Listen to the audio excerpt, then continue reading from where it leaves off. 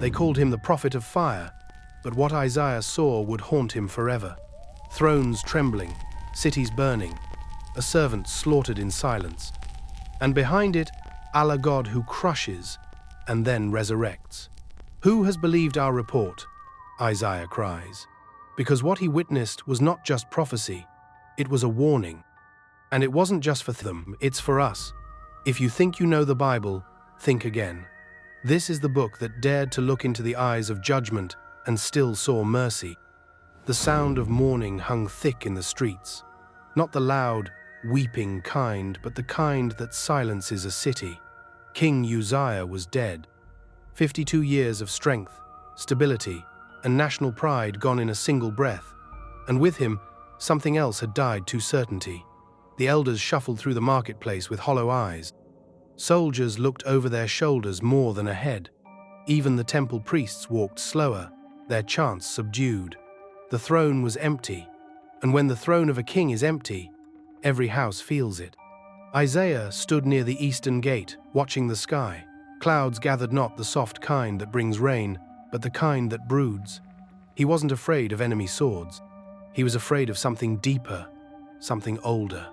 Ever since the king's death, his dreams had turned violent visions of fire, of trembling ground, of a voice so vast it cracked the air. He hadn't told anyone, not Jeremiah, not even the temple scribes. They wouldn't understand. He barely understood it himself, but the feeling was there. Something was coming, and it was not peace. He walked through the temple courts, brushing past stone pillars worn smooth by generations. Something felt off. The incense burned too quickly. The flames danced wrong. Every whisper in the corner felt louder than it should. Even the veil that separated the Holy of Holies seemed to shiver. The people still came to pray, but Isaiah saw it in their faces. They were praying out of fear, not faith. Their hearts were already drifting, already looking to Egypt for treaties, to idols for comfort, to gold for protection. They couldn't see that the true danger wasn't outside the gates. It was above them, watching, waiting. That night, Isaiah couldn't sleep. He paced in his chamber until the oil lamp flickered low, until his skin was damp with sweat. Then he sat on the cold floor, hands shaking, staring at the wall like it might speak. He whispered a prayer, not one of ritual, but of raw desperation. "Lord, what are you doing?" And for a moment, the silence answered, but it wasn't peace. It was the kind of silence that comes just before thunder splits the earth. Isaiah clutched his robe tight, staring into the dark. He felt it again, that weight pressing against his chest, that invisible voice without a sound. He didn't know it yet, but the next time he entered the temple, the veil would move, the ground would quake, and heaven would speak. The death of Uzziah wasn't just the end of an era, it was the beginning of something terrible, something holy, something no man would be able to stop. It happened without warning. One moment, Isaiah was alone in the temple, kneeling before the altar in the half-light of morning, and the next this world split open. A sound like thunder shattered the silence, not from the sky, but from inside him. His body convulsed, his eyes rolled back, and then everything he knew vanished. He was no longer in the temple he'd walked 100 times. He was somewhere else higher, endless, vibrating with presence. The air wasn't air at all. It was glory, alive, roaring. Above him stood a throne massive, suspended in fire and light, not built, not crafted. It existed because it willed itself to, and seated on it, the Lord. Not as a concept, not as a story passed down by priests, but real, terrifyingly real. His robe alone filled the temple with radiant folds, flooding the courts like a tide of light. Isaiah couldn't see his face. No man could. His eyes burned just trying to look in that direction, but he could feel the gaze, a gaze that saw through skin, through bone, through soul. Around the throne flew beyond seraphim, 6 winged creatures of unbearable beauty and fear. 2 wings covered their faces, 2 their feet, and with 2 they hovered in place. They didn't chant. They didn't sing. They cried out with thunder in their throats, "Holy, holy, holy is the Lord of hosts. The whole earth is full of his glory. Each word shook the foundations of the temple. Not metaphorically, literally. The stones trembled, the pillars groaned, the very air shattered and reformed with each declaration of holiness. Isaiah collapsed. His knees hit the floor, then his face. He couldn't move, couldn't breathe. The sound, the presence, the light, it crushed him like an ocean falling from the sky. And in that moment, he knew. He didn't belong here. Not just because he was mortal, because he was filthy, unworthy, small. "Woe to me," he gasped, his voice barely a breath. "I am undone." His lips trembled. "For I am a man of unclean lips, and I dwell among a people of unclean lips, and my eyes have seen the King." He didn't expect an answer. He expected to die. But heaven wasn't finished with him yet. Smoke filled the temple. The glory thickened. And in the corner of his eye, Isaiah saw one of the seraphim break from the others, descending toward the altar. It held something in its hand. Something glowing, something burning. He tried to scream, but no sound came. The coal approached. Holy fire drawn from the altar itself. Isaiah's body froze. His soul recoiled. But there was no escape. Not from glory, not from judgment, and not from what came next. The seraph drew closer. Its wings did not flap, they hovered in perfect stillness, carried by something unseen. In its hand, it held the burning coal with a pair of tongs, yet even the celestial being didn't dare touch it directly. The glow from the ember wasn't just heat, it pulsed with something far worse: judgment, holiness that devoured impurity. Isaiah couldn't move, couldn't run. Every instinct screamed to flee, but his body was frozen in dread. He saw his reflection in the coal, distorted, cracked, exposed.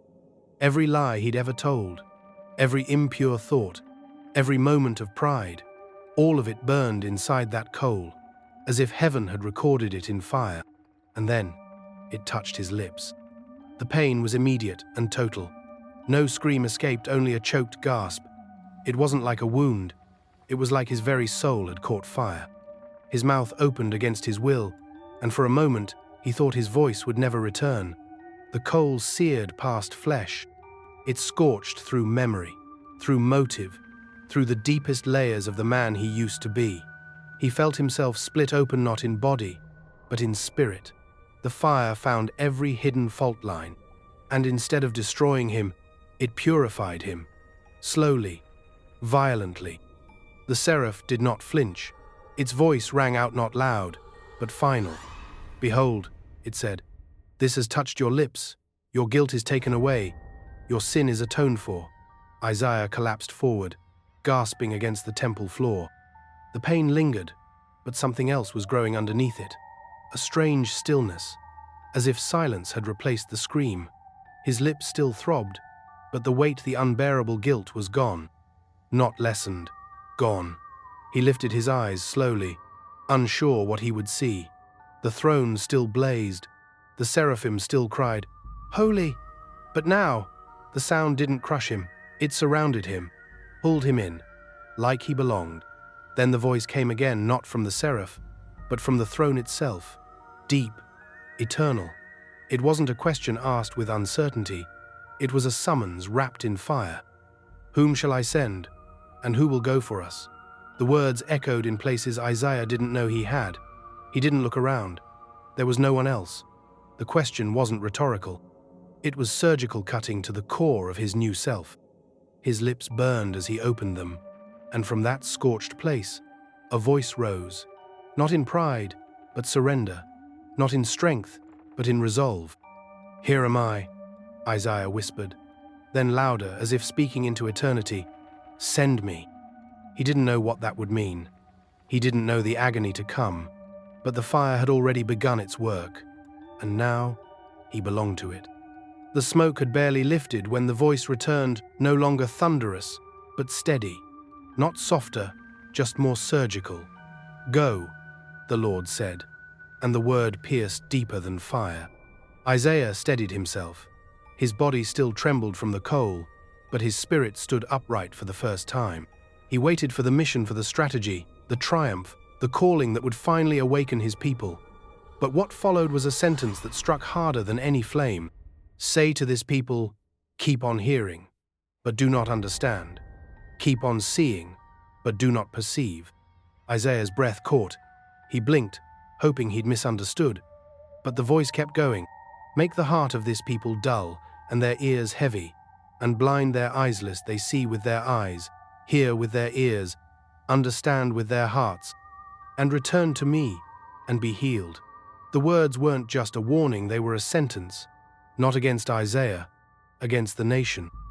His calling wasn't to open eyes, it was to announce that they would stay shut. His commission wasn't to spark revival, but to declare the slow descent into ruin. He was being sent to speak truth into a vacuum, to cry out warnings that no one would heed. Isaiah swallowed hard. The coal had taken away his guilt, but it had left behind a new burden: truth without audience, mercy without listeners. He bowed his head, voice trembling. Lord, how long? The answer came not in comfort, but in clarity. Until the cities lie waste without inhabitant, until the houses are without people, until the land is utterly desolate. The words crashed over Isaiah like a wave of stone. This wasn't a mission with a short-term goal, it was generational judgment. The Lord will send people far away, the voice continued, and the forsaken places will be many in the midst of the land. Isaiah didn't speak, couldn't. The temple stood still around him, yet everything inside him was shaking. He had said, "Here am I, send me." He hadn't known he was volunteering to be ignored, to be mocked, to walk through streets thick with apathy, to be the lone voice screaming as the walls fell down. But then, just as the silence threatened to swallow, Himoni's final line emerged from the fire. Gentle, hidden like a seed in ash. Yet a tenth shall remain, and it shall again be laid waste. But as a terebinth or an oak, whose stump remains when it is felled, the holy seed is its stump. Isaiah's eyes filled. A remnant, not many, but a few, not spared from the fire but preserved by it. He would speak, and they would not listen. He would warn, and they would not repent. But somewhere, someone would hear, and from that blackened stump God would begin again. Isaiah stood atop a small hill just beyond the city wall, the early morning sun casting long shadows across the valleys.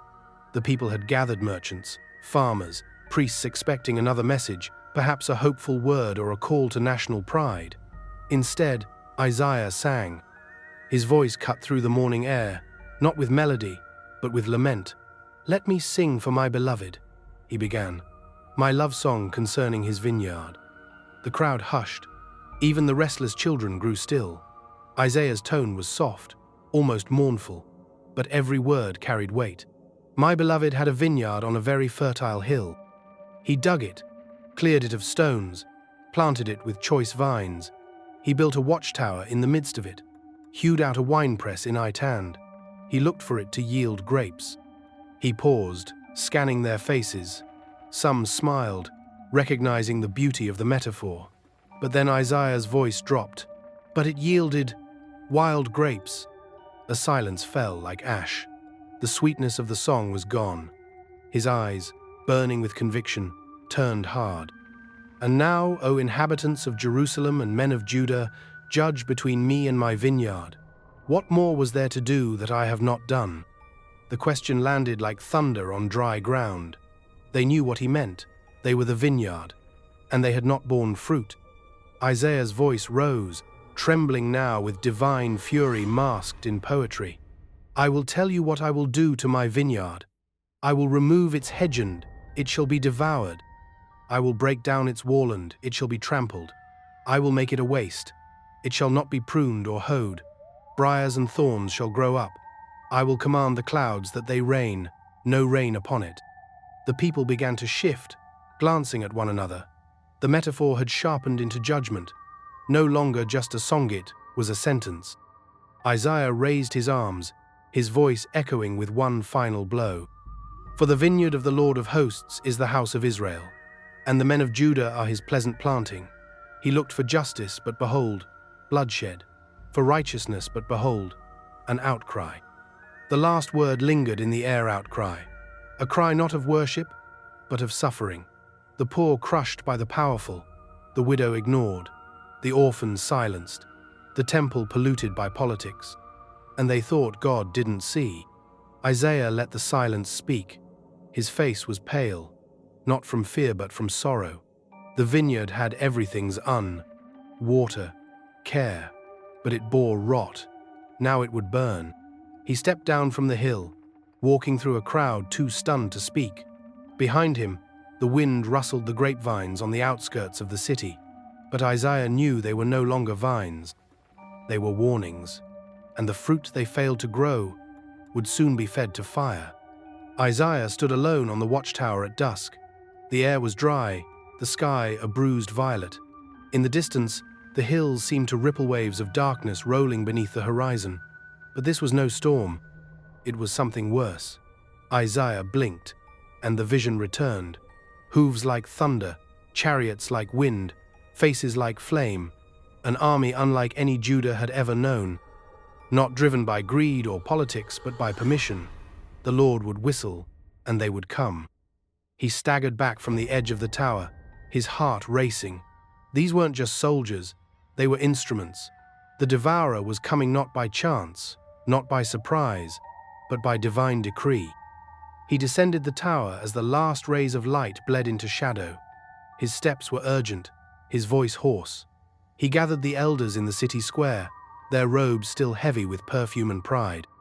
"Listen," he said. "A nation is rising from the north, swift, cruel, hungry like wolves at dusk. And the Lord, yes, the Lord will summon them." They laughed. One scoffed. "Assyria? We have alliances, we have walls." Another waved a jeweled hand. "You sound like a madman again, Isaiah." But Isaiah didn't flinch. His eyes burned, not with madness, but with revelation. "He will raise a signal to a distant nation," he said.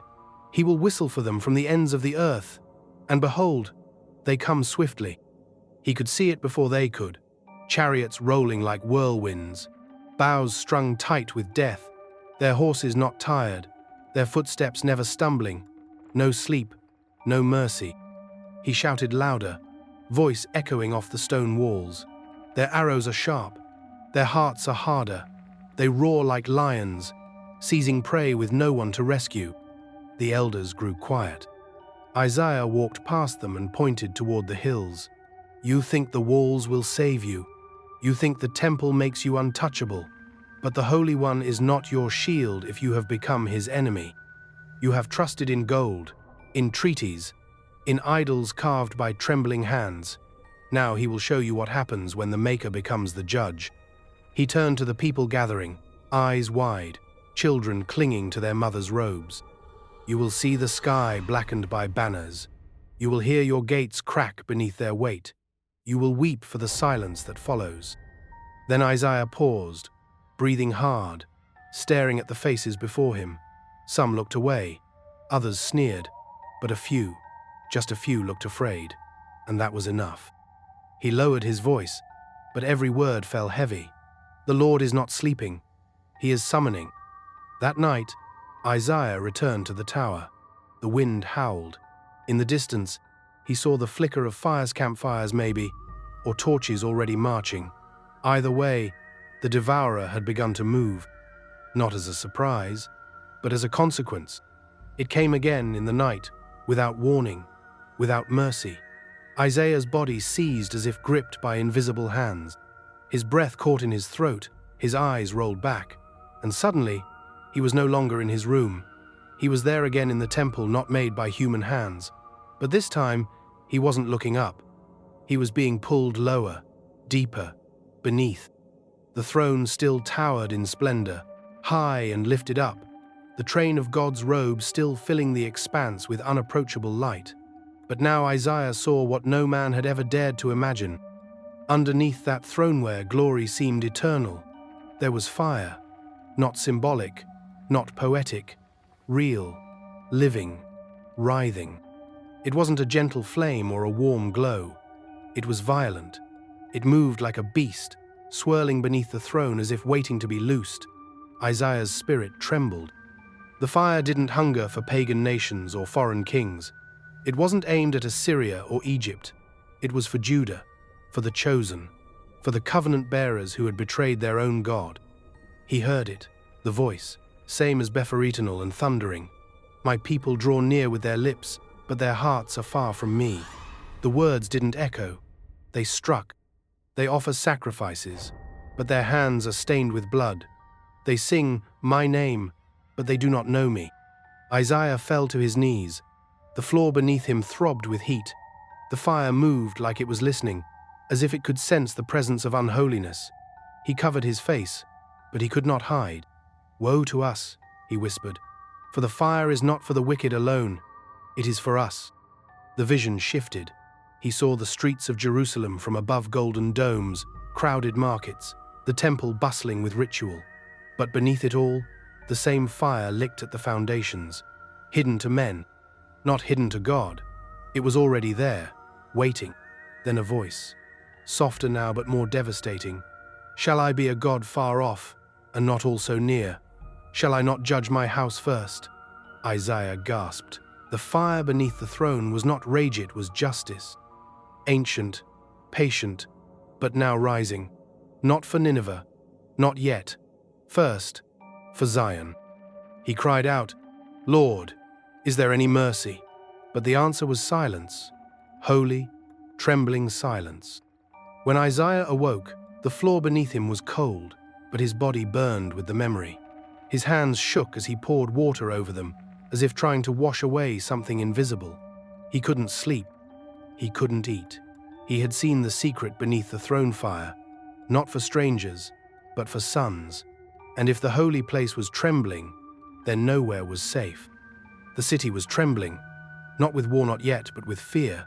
The walls of Jerusalem echoed with whispers of invasion. King Ahaz paced like a man cornered, his crown heavy with dread. Alliances were being drawn in blood and fear, and Isaiah was summoned to speak to a king who no longer listened. He stood before the throne, calm amid chaos. Ask for a sign, Isaiah said, his voice firm. Anything, depths of Sheol, heights of heaven. But Ahaz refused, masking unbelief with false humility. I will not test the Lord, he said. Isaiah's jaw tightened. It wasn't reverence. It was rebellion disguised as piety. Then the message came. Uninvited, unstoppable. Isaiah's voice shifted, no longer his own, but carried by something divine. The Lord himself will give you a sign. Behold, the virgin shall conceive and bear a son, and shall call his name Emmanuel. The court fell silent. A murmur rippled through the room. A virgin? A child? Some looked confused. Others laughed behind their hands. But Isaiah wasn't smiling. His eyes were fixed far beyond the king. He saw it, in a flash. A child not clothed in gold, but wrapped in cloth. A face marked by innocence and sorrow. He saw rejection before the boy could even speak. Doors closed, voices raised, a mother weeping in the night. Isaiah staggered as the vision tightened. The child would be a sign, but not one the people would welcome. Not a banner of victory. A contradiction. Emmanuel. God with you, and yet not believed. God walking among men and yet despised by them. He saw it all. The eyes that would turn away. The hands that would push him aside. The voices that would accuse him. Before the crown, there would be silence. Before the healing, there would be hate. Isaiah's lips trembled. He will eat curds and honey, he whispered. But before he even knows to choose good from evil, the lands around us will be forsaken. The sign was not only divine, it was a countdown.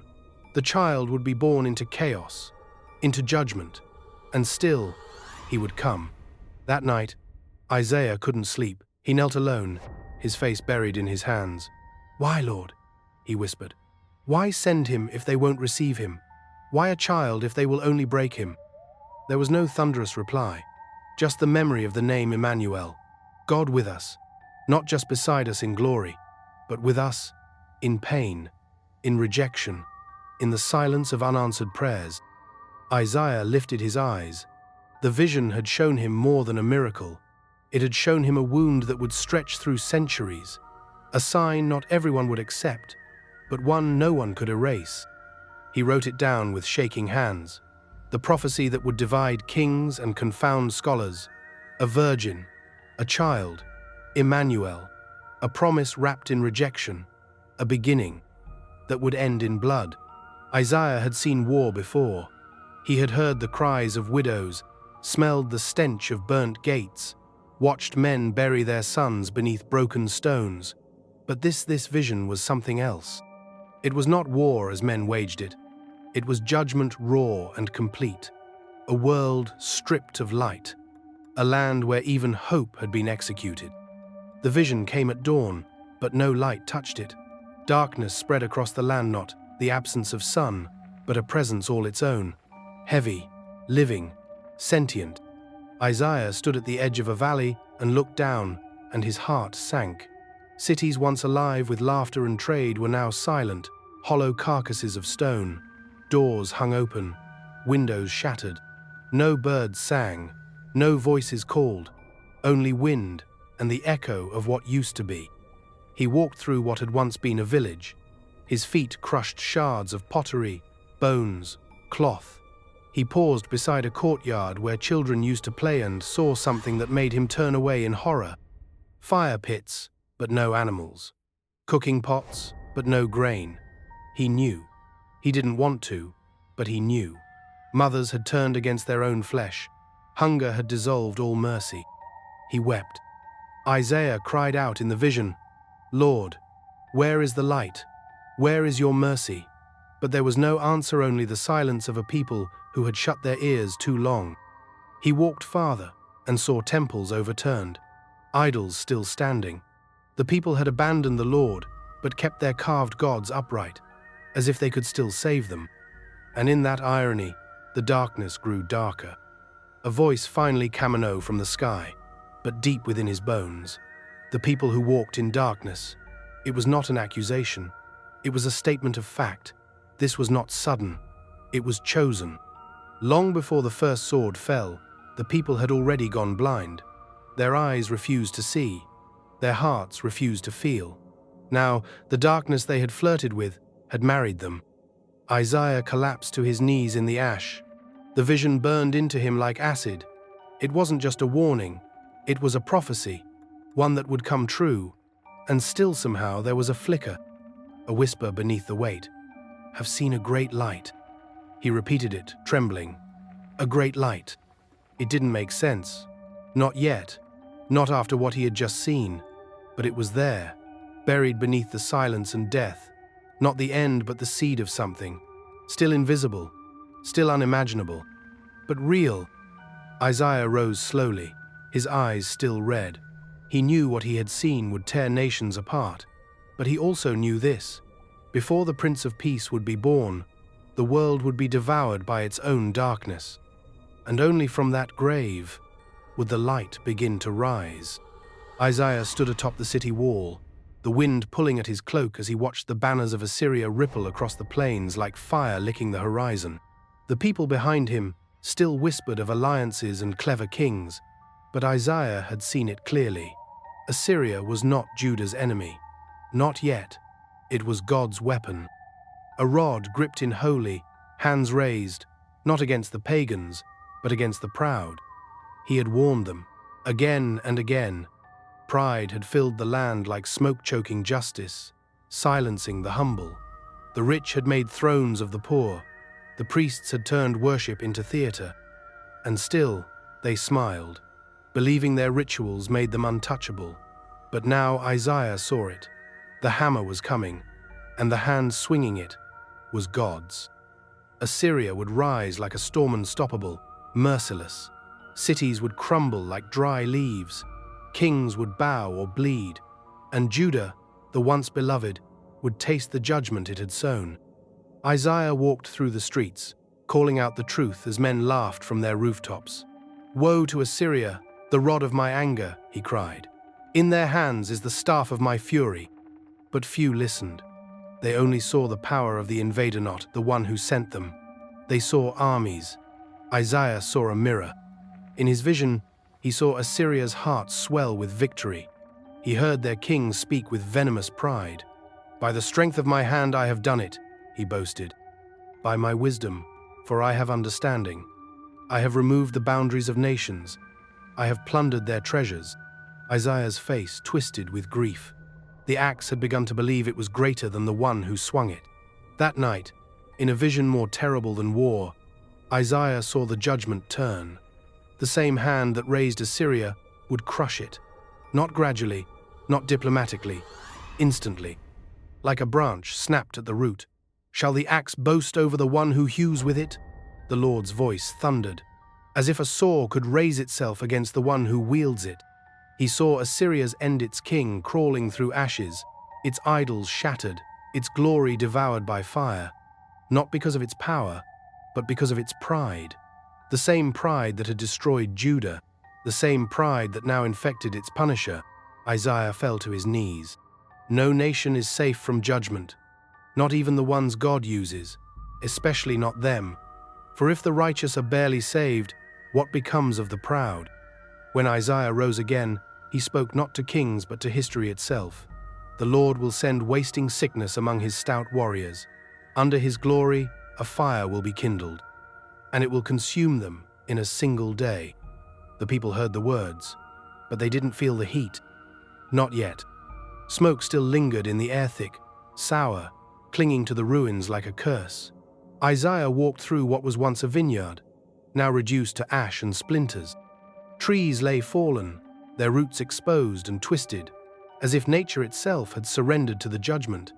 There was no singing in the fields, no laughter from the threshing floors, only silence, and the sound of flies buzzing over what used to be sacred. He paused beside a shattered olive tree. The trunk was blackened, the limbs gone. Just a stump remained silent, lifeless, forgotten. And then, as he looked closer, he saw it, small, green, unbelievable. A sprout, just barely breaking through the cracked bark. A branch. It was so fragile it seemed absurd. After all this devastation, after kings fell and cities burned, what hope could possibly grow from this soil? But the vision came swiftly, seizing Isaiah's spirit and pulling him deeper. He saw it now, not just the branch but what it would become. He saw the line, the root, the legacy of Jesse, and from it, someone rising. "A shoot shall come forth from the stump of Jesse," he whispered breathless, "and a branch from his roots shall bear fruit. Not from glory, from ruin, not from palaces, from a stump." He saw a man not regal in appearance, but holy in presence. Wisdom rested on him, like a crown that no one could take. He did not judge by eyes or ears, but by righteousness. With his breath, he would slay the wicked. With his hands, he would lift the poor. Isaiah fell to his knees, trembling. This was no ordinary king. This was someone else. He watched as the wolf lay down with the lamb. The leopard rested beside the goat. Children laughed near vipers and were not harmed. The whole earth soaked in the knowledge of the Lord like water covering the sea. But then the vision snapped back. The branch was still just a sprout. The tree was still a stump. Before this could grow, everything would have to be cut down. He rose slowly, eyes burning. He now understood. The destruction was not the end. It was the preparation. The tree of David had grown too proud, too twisted. It had to be leveled. Only then could the true king rise not from the palace, but from the dirt. He returned to Jerusalem, his voice clear and strange, as if it came from another world. "You see death. I have seen birth. You see a stump. I have seen the branch." They mocked him, called him mad. But Isaiah didn't flinch. The axe was already laid to the root. The tree would fall, and when the dust cleared, something holy would grow from the silence. Isaiah's voice cracked as he stood in the temple courtyard, scroll in hand, eyes heavy with visions he never asked for. His robes were stained from travel, dust on his sandals, blood in his dreams. This was not a message of hope. Not today. Today, the Lord had placed the weight of nations on his shoulders, and he could feel them crumbling. "Woe to Moab," he began, his voice trembling. "For in a night, Ar is laid waste. In a night, Kir is destroyed. The words weren't warnings, they were obituaries. He had seen it-fathers clutching children as flames swallowed their homes, rivers running red where trade boats once passed, the idols of Moabsalent, the cries of her people unanswered. A people once proud, now crawling through ashes, begging for water and mercy. He turned northward. "Woe to Damascus," he said, and the name itself sounded brittle. "Her fortress will disappear. Her kingdom vanish like smoke on the wind." He saw streets that once echoed with festivals now echoing with screams. He saw marketplaces emptied in minutes, wealth stolen, pride shattered, temples desecrated. A land that trusted in its charm, its alliances, its wall sand, none could save her. Isaiah's hand shook as he unrolled the scroll further. He didn't want to read it, but he had to. "Woe to Babylon, the glory of kingdoms," he whispered. "The jewel of the Chaldeans' pride age will be as when God overthrew Sodom and Gomorrah." He stopped, staring ahead as the vision returned, vivid and burning. He saw the towers of Babylon fall like brittle statues. He heard the laughter of soldiers as women wept in the streets. He saw wild animals inhabiting palaces, owls nesting where kings once ruled, not abandoned, cursed. He wept. The nations had danced on their thrones, mocking Israel's fall. But the same judgment was coming for them, each tailor-made, each precise, like a blade forged for one exact neck. Their gods could not save them. Their gold could not bribe heaven. Their strength was paper when the storm came. Isaiah's voice grew hoarse, but he pressed on. Woe to Cush, to Egypt, to Tyre. Each name fell like a stone into the stillness. The people around him listened in stunned silence. These were mighty nation-trading powers, empire builders, cultural giants. But to Isaiah, they all looked the same, now burning, falling, screaming. And then he said something that made even the priests take a step back. The earth mourns and withers, the world languishes, the heavens fade, for the Lord has spoken this word over every nation. Isaiah lowered the scroll. The silence was unbearable. His face was pale, streaked with sweat and tears. He didn't want to be right. He didn't want to speak what he had seen, but heaven had spoken. And when heaven speaks, kings fall, and the dust never lies. Isaiah stood still as the wind whipped dust across the stones. He had seen cities fall before, seen fire swallow palaces, seen kings dragged through their own blood. But what he saw now was different. This wasn't just war, it wasn't just judgment, it was annihilation. The vision came without warning. Babylon's golden city, proud jewel of the nations, stood in splendor beneath a sky too calm to trust. Her towers pierced the heavens, her streets pulsed with commerce and pride. Music played, laughter echoed, but it was all hollow. Isaiah saw it, the cracks beneath the gold, the rot beneath the stone. And then he heard Eta whisper, like the breath of God through clenched teeth. "I have commanded my consecrated ones," the voice said, "my mighty warriors, my instruments of wrath." And suddenly, everything changed. The sky split, not with thunder but with terror. Darkness poured in like smoke, blotting out the stars. The sun dimmed. The moon turned the color of dried blood. Isaiah watched as the armies of the Medes surged against Babylon's gates, not out of greed, but summoned, drawn by a divine hand to execute justice. Gates burst, towers crumbled, the laughter stopped. But even as Babylon fell, Isaiah's vision pushed deeper, higher, beyond the city, beyond the moment. His eyes widened.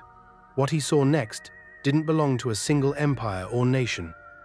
It belonged to every nation. He saw men clutching their chests, falling to their knees in agony, warriors screaming like women in labor. The earth itself groaned, shaking beneath feet not made of flesh. "Behold," the voice said, "the day of the Lord is coming, cruel, with wrath and fierce anger, to make the land a desolation and destroy its sinners from it." Isaiah collapsed, gripping the ground as if to keep from being hurled into the sky. Mountains melted like wax. Stars flickered and vanished. Oceans roared without wind. And through it all, one truth burned like a brand in his soul. This day is not metaphor. It is real. It is coming, and no wall, no army, no nationot, even Israel would stand untouched. He rose, staggering, tears running through the dust on his face. "Babylon," he whispered, "you will be as when God overthrew Sodom and Gomorrah. Owls will nest in your palaces. Hyenas will howl from your banquet halls. No man will live there, ever again." But it wasn't just Babylon. Isaiah saw the whole earth quaking under the same judgment. This wasn't a chapter in history. It was the final act. The day of the Lord was not a sunrise. It was a reckoning, and it would come not with fanfare, but with silence followed by the roar of heaven ripping through everything man ever built. Isaiah's voice faltered as he read the final words of Babylon's doom, but then something shifted, something deeper, colder. The vision didn't end with burning towers or empty palaces. It descended, lower than the city, beneath the judgment, beneath the ruins, into something ancient, something still breathing in the dark. He saw a throne, but not in heaven. It was forged from pride, raised high in the heart of Babylon's power, invisible to men but real enough to command kings. And seated upon it was not flesh and blood, but a shadow cloaked in brilliance. Beautiful, terrible, a counterfeit light. "How you are fallen from heaven, O day star, son of the dawn," Isaiah whispered, the words burning his lips. "How you are cut down to the ground, you who laid the nations low." This was no earthly ruler. This was the voice behind the voices, the power that whispered through thrones, seducing empires with the taste of godhood. Isaiah saw him not as he was now, but as he had once been, radiant, adored, anointed, and then ambitious. "I will ascend to heaven," he had said. "I will raise my throne above the stars of God." But he did not rise. He fell. The vision shattered like glass, and Isaiah saw him, Lucifer, cast out, hurled from the heights like lightning across the cosmos. Once robed in worship, now clothed in curses. No longer the morning star, but the prince of ruin. And yet, still speaking, still moving behind the curtains of power, still promising kings they could be gods. Isaiah trembled. He saw Babylon again, but now through different eyes. Its cruelty, its glory, its madness. None of it began in stone or sword. It began in pride. A pride not born in man, but whispered into him from a place far below the surface of the earth, or far above it. "You said in your heart," Isaiah continued, "I will ascend. I will make myself like the Most High." But the verdict was already spoken. "You are brought down to Sheol, to the far reaches of the pit." Isaiah saw nations bow to him without knowing his name. He saw rulers rise and fall like puppets on strings laced with lies. And beneath every empire that defied God, he saw the same smirk, the same voice repeating the same old sentence, "You will not surely die." But now he would. Lucifer, the architect of rebellion, the prince of pride, the counterfeit king, was falling still. Not just once in the beginning, but again and again. Every time a man exalted himself above God, every time a nation crowned itself eternal, Isaiah closed his eyes, heart pounding. He had seen Babylon fall, but now he knew behind every fall was the fall, and the serpent's hiss had never gone silent. It had only changed languages. Isaiah stood on the tower with eyes that no longer blinked. The Lord had commanded him to watch, not for raiders, not for trade caravans, but for the unraveling, the collapse, the long and silent answer to generations of rebellion. And so he watched day after day, night after night, until sleep forgot his name and silence became his closest companion.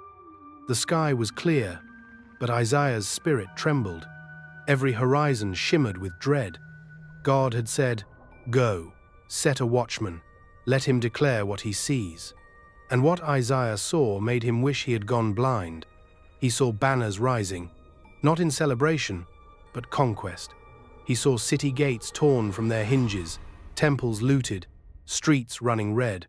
He watched Damascus fall before it could lift a sword, Moab swallowed by fire before her children could flee. He cried out, but his voice only echoed back at him, "Fallen, "Fallen is Babylon," he murmured, though the city still stood. The destruction had already been written in heaven. Each night brought a new vision, and each one darker than the last. Edom collapsed beneath its own pride. Tyre drowned in the sea it once ruled. Kedar reduced to smoke and silence. "What of the night, watchman?" a voice called to him in a dream. "Watchman, what of the night?" Isaiah wanted to answer with hope, but all he saw was more night. He begged for a sign of mercy. Just one city that would repent. Just one people who would fall on their faces instead of their swords. But none came. He saw priests still offering sacrifices, as if the rituals could bribe the heavens. He saw rulers boasting of strong walls, as if stone could silence judgment. He saw laughter in the courts while fire gathered on the hills. The Lord had not told him to speak yet, only to watch. And so he watched until he wept. One morning, after a night of visions that refused to let him rest, Isaiah collapsed against the tower wall. His hands trembled, his eyes stung, his mouth was dry. "Lord," he whispered, "what am I guarding if everything is already lost?" But no voice answered, only the wind. He looked out again, past the rooftops, past the farthest mountain, and there it was another plume of smoke, another kingdom devoured, another silence falling, still no repentance. Isaiah's nightmare was not what he saw, it was what he didn't. No sackcloth, no weeping in the streets, no turning of hearts, just dust, and proud men pretending their towers could touch heaven. He pressed his forehead against the cold stone of the wall. The sun rose, but it brought no warmth. The watchman had seen what God had wanted him to see, and it was enough to break him. Isaiah no longer trembled when the visions came. He had grown used to waking with sweat on his neck and fire in his bones. But this time, there was no warning, no whisper, just fire, endless, engulfing, alive. He stood in the midst of it, though his flesh did not burn, his spirit did. The flame spoke without words, and the silence was louder than thunder. He saw cities like dry brush, catching fire without spark. He saw temples once called holy reduced to smoke, and above it all, he heard the breath of God long withheld, now exhaled in fury. "Behold," the Lord said, "the day is coming, burning like an oven. All the arrogant, all evildoers will be stubble. The fire will leave them neither root nor branch." Isaiah gasped. This was not the fire that purifies. It was the flame that consumes. When he opened his eyes, the world around him seemed too quiet, but the vision clung to him like ash. He walked into the city square, his voice rough from days of silence. "The wrath of the Lord is kindled," he cried, "and it will not be quenched." Faces turned, some curious, others annoyed, but he kept speaking. "The Lord has prepared his furnace note in the wilderness, but in your streets." The priests laughed. "Another fire, Isaiah? You see flames behind every cloud." But Isaiah's eyes burned. "This is not like before," he said. "This is not warning, it is execution. The judgment is not delayed. The anger is not restrained. He is no longer holding it back." A child began to cry. A merchant pulled his cart away, but Isaiah kept going. "The Lord's breath is like a stream of sulfur. He sets it alight, and who can stand in it? Who among us can dwell with the consuming fire? Who among us can survive eternal burnings?" The people didn't answer. They didn't need to. He saw it in their eyes. They didn't believe. They thought fire was for their enemies, for foreign lands, not for them, not for the chosen. But Isaiah had seen the truth. Fire didn't ask for permission. It didn't choose based on temple attendance or tribal name. It consumed whatever was flammable, and Judah was dry wood. That night, Isaiah knelt by a cold hearth, staring into empty coals, but in his mind, the furnace still roared. He whispered into the silence, "Lord, is there any mercy left?"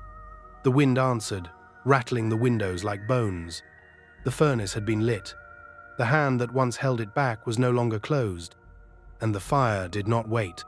The vision came like a storm, violent, sudden, without warning. Isaiah was not asleep. He was praying.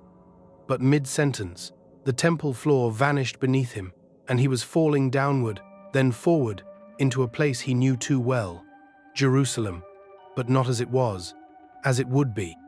The city shimmered under a false peace. Its gates stood tall, its towers unbroken, its streets alive with music and wine. Feasts bloomed on every rooftop, goblets clinked, laughter rose. Men danced with women, and children played in the shadow of walls that would not protect them. Isaiah wandered the streets unseen, horrified. No one noticed the sky how dark it had grown. No one heard the enemy outside the gate how close they had come. He walked past priests, telling jokes in the courtyards, merchants selling golden idols carved with their own names, women painting their faces in mirrors as soldiers gathered beyond the hills. And then he looked up and saw it, the Valley of Vision. That strange title echoed in his mind, a place meant for revelation, now drowned in delusion. He turned and looked outward. The horizon was breaking.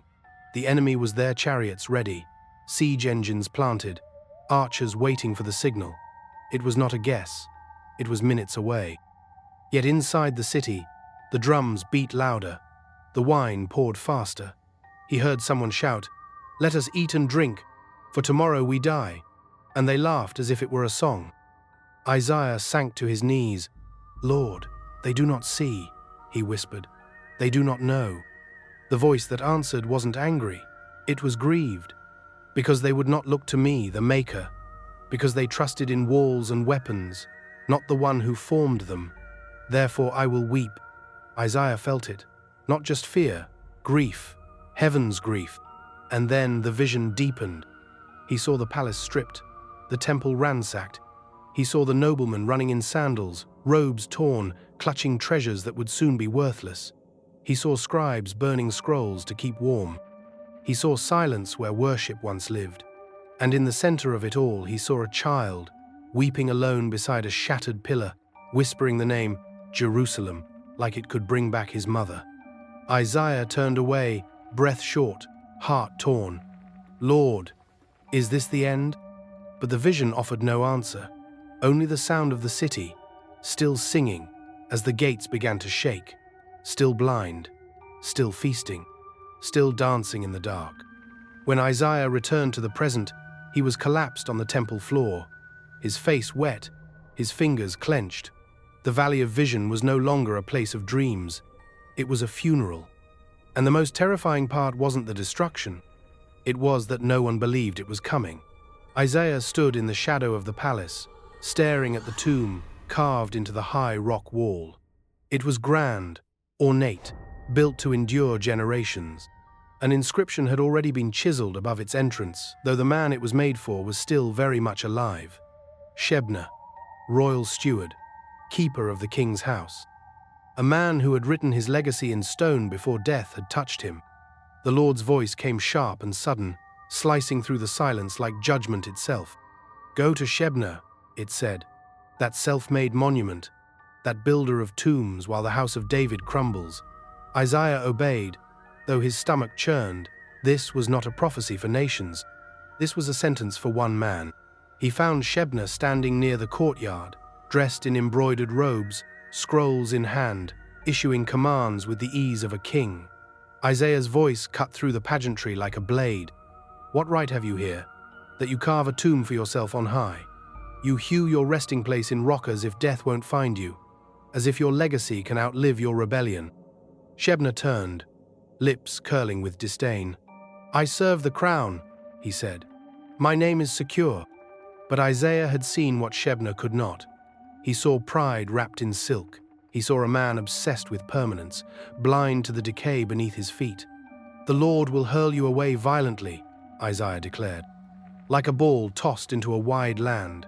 There you shall die, and there your splendid chariots will rot." Gasps rippled through the onlookers. But Isaiah didn't stop. "He will tear you from your post, O steward of power, strip you of your robes, bind you in shame, and give your place to another one who fears the Lord." Shebna tried to speak, but no words came. The silence that followed was not confusion, it was fear, deep, sinking fear, because something in Isaiah's eyes made the palace tremble. That night, the wind shifted. Word spread fast. Shebna had left the city under cover of darkness. Some said he fled in sickness. Others said in disgrace. But Isaiah knew the truth.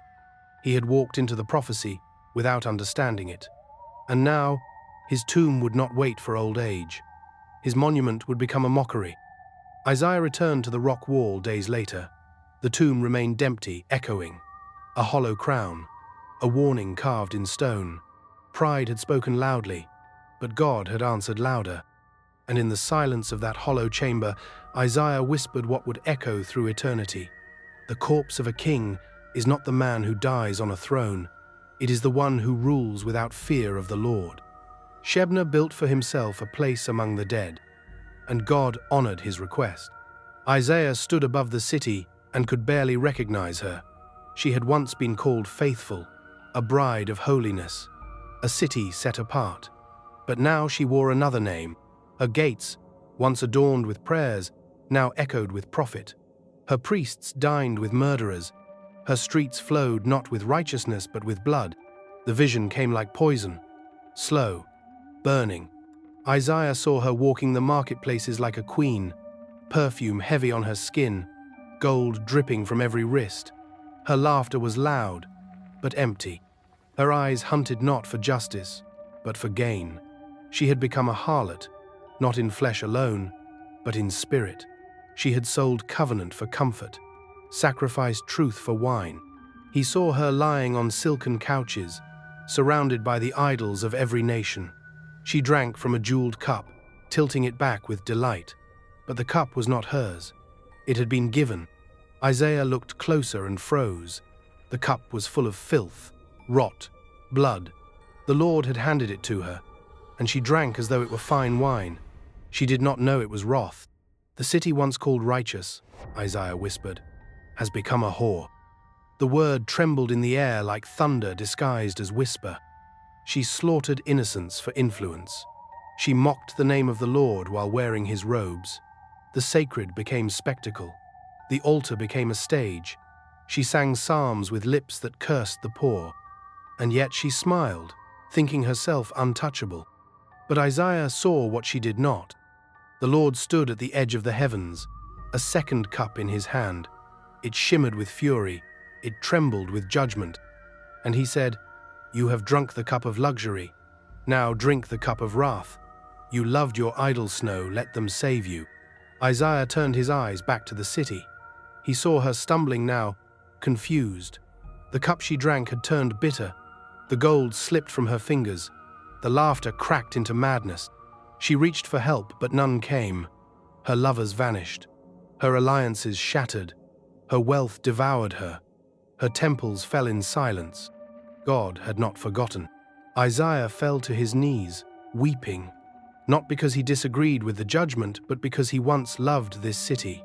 "How the faithful city has become a harlot," he cried. "She who was full of justice and no murderers dwell within her." The fire was not from an enemy. It came from heaven. And the cup, once lifted high in pride, now spilled onto the streets like winard, thick, final. The Lord had given her time. She used it to sell herself. Now, the payment had come due. The command came like a crack of thunder in a quiet room. Isaiah froze. He had heard the Lord speak before of fire, of judgment, of coming kings and crumbling empires, but never like this. "Remove the sackcloth from your body," the Lord said. "Take off your sandals, walk naked and barefoot." Isaiah stared into the silence. "For how long?" he asked. The answer chilled his bones. 3 years. Not 3 days. Not 3 weeks. Years. Isaiah stood trembling. A prophet, stripped of dignity. A man of words now made into a walking sign, speechless, exposed, humiliated. Every step he would take from that day forward would not be his own. He would become the warning, the sermon, the symbol of what was coming. And what was coming was shame. He obeyed. He took off the sackcloth, the last thing that gave him the appearance of a holy man. The prophet became bare, not for spectacle, not for madness, but for mercy. God was showing his people what was about to happen to them before it happened. The first time Isaiah walked through the streets, the city gasped. Children pointed. Women turned away. Men shouted curses or laughed. Some asked if he had lost his mind. But others, the ones with ears still open, grew silent, because even they could feel it. This was no madness. It was a mirror. "This is what the king of Assyria will do," Isaiah cried. "He will lead the captives of Egypt and Cush young and old naked, barefoot, their buttocks uncovered, a parade of disgrace. And if the great nations would fall like that, what hope did Judah have?" Isaiah's feet bled from the stones. His skin burned under the sun. He ate little, slept less. And still, each morning, he rose and walked again, past the palace, past the temple, past the markets where priests sold sacrifices like trinkets. He became a living judgment. And still, they did not repent. Some scoffed. Some averted their eyes. But none changed. The people had grown numb to prophecy, too comfortable in their rituals to be rattled by God's shame. Isaiah felt it in their stares, not fear, but boredom. Not conviction, but mockery. 3 years passed like slow fire.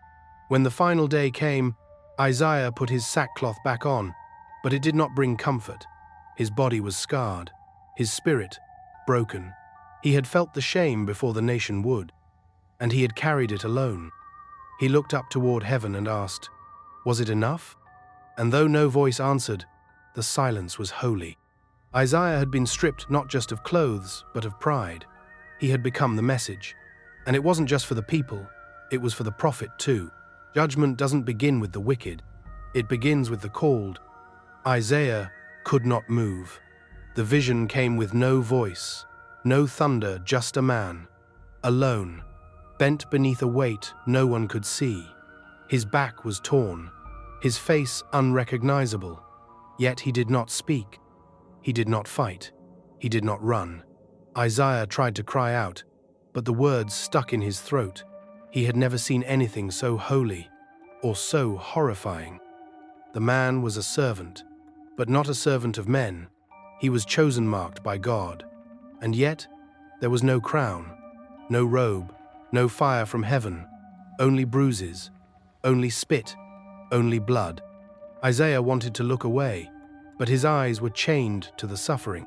They struck him with fists, tore his beard, mocked him with words that dripped like venom. "He is smitten by God," they said. "He must have done something wrong." But Isaiah saw deeper. "He was pierced," he whispered, "for our transgressions. He was crushed for our iniquities. The punishment that brought us peace was laid upon him." And he said nothing, like a lamb before the slaughter, like a sheep before its shearers, silent. Isaiah's knees buckled. "Lord, who is this?" he cried. "Why him? Why like this?" But no answer came, only more vision. He saw the man's grave dug in silence, prepared among the wicked. He had done no violence, no deceit passed his lips, yet his life was taken like a criminal's. The world looked at him and saw failure, but heaven saw an offering, an altar wrapped in flesh, a temple torn open by suffering. Isaiah wept.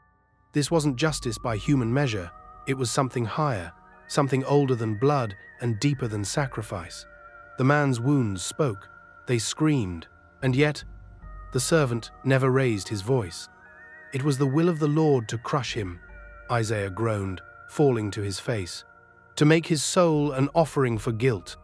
He didn't just carry punishment, he became it. And then light. The vision shifted. A spark flickered where death had swallowed everything. The servant, lifeless, breathed. He saw his offspring. He saw generations. He saw the fruit of his anguish hand was satisfied. Isaiah opened his mouth in awe. The servant would rise. But before the vision could end, it looped again. Back to the pain, back to the silence, back to the crushing. Because before resurrection, there would be slaughter. And Isaiah, prophet, preacher, poet, could do nothing but scream, because he had seen salvation, and it was covered in blood. Isaiah lay face down in the dust, trembling. The vision still echoed inside him like a scream trapped behind stone. The servant, the slaughter, the silence. But something even more terrifying now unfolded, not what he saw, but what he understood. The blood on the servant's hands was not his own, it was ours. Isaiah's mouth opened, but no words came, only breath, only shaking. He tried to speak but couldn't, not because he didn't know what to say, but because he now knew too much. The man had been innocent, utterly, completely, devastatingly innocent. No lie ever passed through his lips, no rebellion flickered in his heart, no corruption, no violence, no secret sin. And yet, he was the one they pierced. He was the one they crushed. And Isaiah? He was the reason. "We thought him stricken," Isaiah whispered. "We believed God was punishing him. But it wasn't the servant's sin being judged. It was ours. Ours." Isaiah saw it now clearer than any prophecy before. Every lash on the servant's back was meant for the liars, every bruise for the proud, every tear for the envious, every wound for the violent. Every breath that rattled in his broken chest was one we didn't deserve to keep. He saw his own name in the blood. Isaiah screamed, not in anger, in shame. He saw the crowds cheering, mocking, spitting, and felt their voices inside his own throat. He had mocked mercy, laughed at holiness, rejected the very one who came to save him. And the servant God's chosen, God's delight, did not cry out against it. He welcomed it, because love had made him willing. Isaiah fell to his knees, weeping. He tore at his robe, clawed at the earth, not to escape the pain, but to find a place low enough. "Woe is me," he had once said when he saw the throne. But this was worse, to stand before purity and realize you are the reason it was torn apart. He looked again. The servant's eyes were closed, but his hands, those torn, blood-soaked hands, still reached forward, still offered peace. Isaiah could not understand it. He had prophesied kings rising and falling. He had seen the wrath of heaven poured out like fire, but nothing had prepared him for this, that the holy God of Israel would lay his wrath upon an innocent man to rescue the guilty. To rescue him. The wind blew across the vision, carrying only silence. No angel sang, no thunder rolled, just a whisper deep inside Isaiah's soul. This is love. This is justice. This is the cost. And as the servant bled into the dust, Isaiah wept, because heaven's judgment had fallen, and mercy had taken it all. The ground was still damp with blood, the sky still dark with the memory of wrath. Isaiah knelt in silence, staring at the place where the servant had fallen. The earth had swallowed him, like it had swallowed every man before him. But unlike the others, this one had gone willingly. And now, the silence was different. It wasn't the silence of death. It was the pause before something holy. Isaiah's eyes widened. A light, soft at first, then rising, emerged from the shadow, not from the heavens above, but from within the tomb itself. A glow, not of fire or fury, but of presence, of life. The stone had not rolled, it had shattered. And then Isaiah saw him, the servant, alive, standing, scarred, but not broken. His hands still bore the holes, his side still marked by the spear, but his face shone with something Isaiah had never seen before. Not just glory, not just peace, it was victory. Not the kind won with swords, but with surrender. Not the kind that conquered nations, but death itself. The grave had failed. The tomb had opened, and light had walked out. Isaiah fell to the ground, not from fear, but from awe. "How?" he whispered, choking on his breath. "How can the crushed one stand?" The answer came not in thunder, but in the servant's eyes. He had not risen by power, he had risen by love. Isaiah saw people, generations, tribes, tongues gathering around the light, some from near, some from far, but all of them drawn not by might, but by mercy, by the one who had bled and now breathed. He saw the poor lift their heads. He saw kings throw down their crowns, children dance where sorrow once ruled. The light spread not like fire, but like sunrise, quiet, unstoppable. The darkness did not fight it, it fled, And Isaiah wept again, not because of the pain, but because pain was no longer the end of the story. He had seen horror. Now, he had seen hope. He had seen wrath. Now, he had seen resurrection. The Lord had crushed him. Now, the Lord had crowned him. And from the dust of judgment, light had risen. A light that would never go out. Not in this world, not in the next. Isaiah, trembling, lifted his face to heaven and whispered what would one day be shouted across continents, sung in catacombs, and echoed in eternity. He is alive! Isaiah stood alone beneath the shadow of a sky that had once torn open. The visions had ended. The voice had gone quiet. Only the weight remained. A weight not of fear but of truth. Heavy, unshakable, eternal. He looked back at everything he had seen, kings crushed, nations burned, temples trembling, the throne of God, the fire beneath it, the servants slaughtered, the grave split open. And then he looked at the people. They still laughed, still traded, still worshipped idols made of stone and silver, still trusted in politics and power, and priests without conviction. Isaiah's lips trembled as he whispered the question that burned inside his bones. Who has believed our report? He wasn't asking out of doubt. He was asking because he had seen the truth and knew how few would dare to look at it. Who has believed? He cried louder, this time into the wind, into the ages. And then, with a broken voice, and to whom has the arm of the Lord been revealed? Because the arm of the Lord had not come as lightning or flood, but as a man, a servant, a lamb, a corpse, a risen light. But would they believe that? Would they believe that salvation came not through the sword, but through wounds? That glory looked like humility? That healing flowed from the hands that bled? Isaiah closed his eyes. He already knew the answer. Most would not believe. Most would turn away. Some would laugh. Some would kill. And some would pretend they never heard. Because truth, this holy, demands a choice. And to choose it means death to pride, to ego, to the illusion of self-made righteousness. But for those who would believe, Isaiah saw them. He saw generations unborn, men and women who would read these words by candlelight, by firelight, by prison torch, who would weep at the servant's suffering and rise with him in hope. He saw a remnant, a people marked not by race or border, but by faith. And he knew this message would outlive him. It would outlive empires. It would outlive the grave. But the question would remain, echoing through time like thunder through canyons, who will believe? Isaiah lowered his head and placed the scroll gently on the stone. The visions were done. The words were written. Now came the silence. Now came the choice. And, as Isaiah sealed the scroll, the Spirit whispered what would echo through time. For the Lord has spoken, I have held out my hands all day to a rebellious people, but my word will not return to me void. Isaiah 65, 2, 55, 11. Judgment is certain. Redemption is real. But now, the final question belongs to you. Will you believe the report? Because what Isaiah saw is coming.